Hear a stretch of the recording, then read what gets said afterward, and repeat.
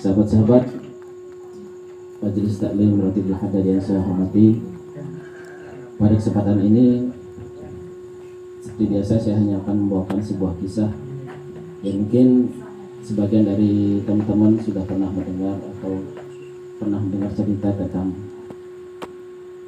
kisah yang akan saya sampaikan ini. Jadi kisah ini adalah kisah seorang sahabat Nabi Muhammad SAW yang bernama Sya'ban radhiyallahu anhu.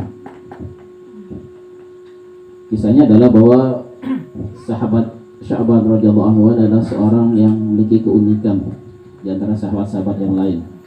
Karena keunikannya adalah ketika sholat berjamaah, sahabat Sya'ban ini sudah lebih dulu hadir di masjid sebelum waktu sholat itu dimulai. Dan dia lebih memilih tempat di pojokan masjid dengan tujuan agar ketika ada sahabat lain yang ingin beribadah tidak mengganggu jalan mereka. Dan hal itu sudah dipahami dan dimafhumi oleh para sahabat dan juga oleh Rasulullah SAW sendiri. Di pada suatu saat ketika sholat subuh akan dilaksanakan, Rasulullah bersama sahabat merasa heran karena tidak seperti biasanya sahabat Sya'ban radhiyallahu anhu ini tidak berada di tempat biasanya. Malah dia tidak hadir di masjid pada waktu sholat subuh itu. Akhirnya Rasulullah menunda sejenak sholat subuh itu untuk menunggu kehadiran Sya'ban radhiyallahu anhu. Tapi yang ditunggu tidak kunjung datang. Akhirnya daripada kesiangan, akhirnya Rasulullah memulai sholat subuh. Sampai sholat subuh pun selesai, sahabat Sya'ban juga tidak kunjung datang. Hanya Rasulullah bertanya kepada para sahabat, wahai di antara kalian, adakah yang tahu kabar dari Sya'ban? Tidak ada satupun sahabat yang menjawabnya. Rasulullah kemudian bertanya, adakah yang tahu di mana rumah Sya'ban radhiyallahu anhu? Hanya ada seorang yang angkat tangan dan dia tahu persis di mana letak rumah dari sahabat Sya'ban tersebut.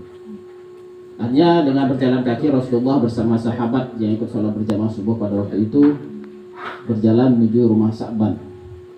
Dan perjalanan itu menempuh jarak yang cukup jauh. Ketika sampai di rumah Sya'ban sudah masuk waktu duha.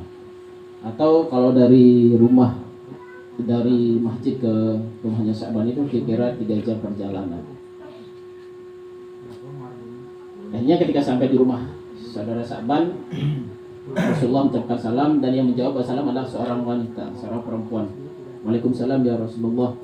Apakah benar ini rumah Sya'ban? Iya, dan saya istrinya. Bolehkah saya bertemu dengan Sya'ban? Karena tumben subuh ini dia ikut sholat berjamaah. Hanya si istrinya dengan berinak air mata mengatakan bahwa Sya'ban telah meninggal. Dan semua mengatakan inna lillahi wa inna ilaihi raji'un.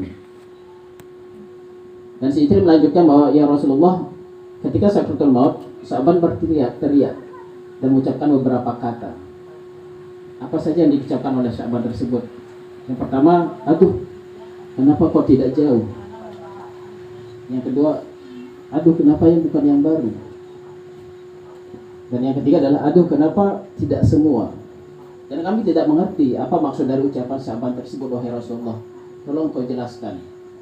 Hanya dapat hidayah dari Allah, dapat izin dari Allah. Rasulullah menjelaskan bahwa ketika sakratul maut, semua orang yang mengalami sakratul maut akan ditunjukkan, ditampakkan kisah hidupnya dari awal dia lahir sampai dia meninggal. Selain itu juga ganjaran-ganjaran baik itu pahala pun dosa yang akan dia terima juga ditampakkan oleh Allah Subhanahu wa taala. Dan itu pula yang dialami oleh saudara Sya'ban. Dan yang ditampakkan oleh Allah adalah bukan masalah dosa yang, tapi keistiqomahannya dia sholat berjamaah tersebut. Di mana dari subuh sampai dia berangkat ke masjid, perjalanan yang 3 jam yang dia tempuh, itu pahala yang ia dapat dari selangkah demi selangkah ditampakkan oleh Allah Subhanahu wa taala. Dan akhirnya si Sya'ban berteriak, aduh, kenapa tidak lebih jauh? Artinya kenapa rumahku tidak lebih jauh dari itu? Aku bisa setiap langkah yang aku jalani menuju ke masjid akan lebih banyak pahala yang aku dapat. Kalau kita kan enggak, kita dekat aja mungkin kita udah jarang. Ya. Tapi saudara Sya'ban merasa, kenapa rumahku enggak lebih jauh lagi?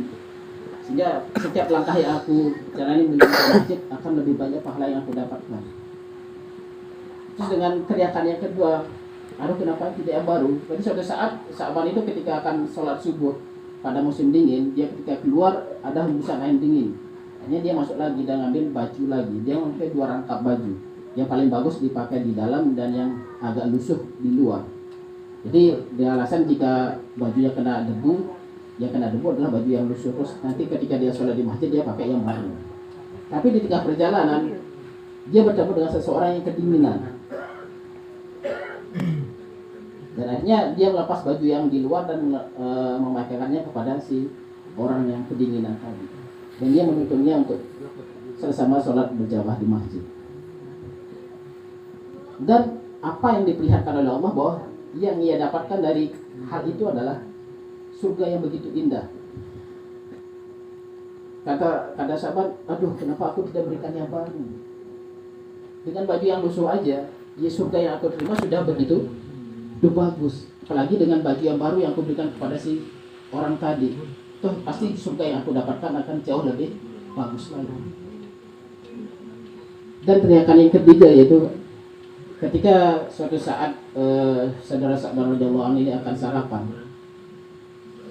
itu dengan selembar roti dan segelas susu, dia didatangi oleh seorang pengemis yang sudah 3 hari tidak makan. Akhirnya dengan merasa iba, akhirnya si Sya'ban membagi rotinya menjadi 2 bagian sama banyak dan membagi susunya dengan 2 gelas yang sama rata. Dengan rasa iba dan berikan bantuan kepada si pengemis tadi, Allah menampakkan surga yang begitu indahnya. Akhirnya Sya'ban berteriak, aduh kenapa tidak semua roti dan susu yang aku punya aku berikan kepada pengemis itu? Toh nantinya aku akan mendapatkan surga yang jauh lebih banyak. Jadi penyesalan yang dialami oleh Sya'ban bukan karena ia tidak melakukan kebaikan, tapi kebaikan yang ia lakukan itu tidak maksimal, tidak optimal. Seandainya yang ia lakukan itu jauh lebih baik lagi, jauh lebih maksimal, jauh lebih optimal lagi, toh balasannya akan diterima akan jauh lebih baik lagi dari Allah Subhanahu wa taala. Kama ya'mal misqala dzarratin khairan yarah, kama ya'mal misqala dzarratin syarran yarah. Dan kata Allah, innallaha la ma'al muhsinin, bahwa Allah bersama orang-orang yang berbuat baik. Semoga dari kisah ini kita bisa mengambil hikmah bahwa jangan pernah menunda sebuah kebaikan, dan ketika kita bisa melakukan kebaikan, lakukanlah kebaikan itu dengan semaksimal mungkin, dengan seoptimal mungkin. Insya Allah, Allah bersama kita, Allah bersama orang-orang yang baik, dan ganjaran yang diberikan juga akan setimpal dan jauh lebih baik dari apa yang telah kita lakukan. Demikian yang dapat saya sampaikan. Jika ada salah-salah kata mohon dimaafkan. Wabillahi taufiq hidayah. Wassalamualaikum warahmatullahi wabarakatuh.